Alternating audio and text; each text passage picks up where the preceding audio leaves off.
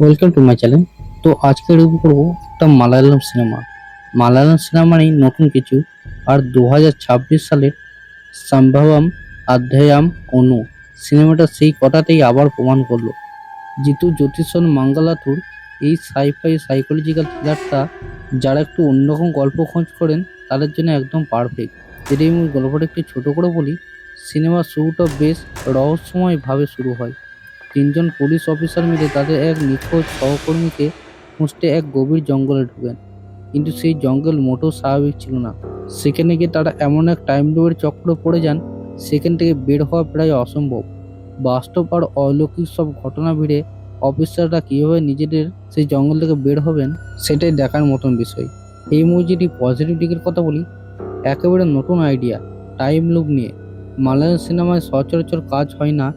Science ফিকশনের সাথে মাইথোলজির mixer আছে এই মুভিতে। আর এই যে কম্বিনেশনটা সত্যি দারুণ। জঙ্গলের ভিতরে ক্যামেরা কাজ আর ব্যাকগ্রাউন্ড মিউজিক এক কথায় অসাধারণ। সিনেমাটা দেখার সময় আপনি নিজেও যেন ওই রহস্যময় জঙ্গলের মধ্যে হারিয়ে যাবেন।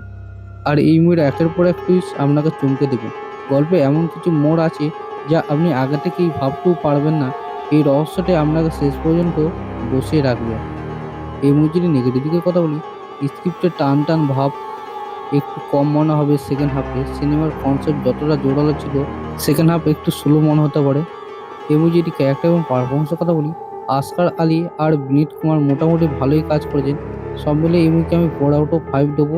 যারা এই মুভিটা এখনও দেখেননি তো অবশ্যই দেখুন, মুভিটা খুবই ভালো করেছে। আর এরকমই ভালো ভালো মুভি রিভিউ পেতে চ্যানেলটি সাবস্ক্রাইব করতে ভুলবেন না। দেখা হচ্ছে পরের ভিডিওতে।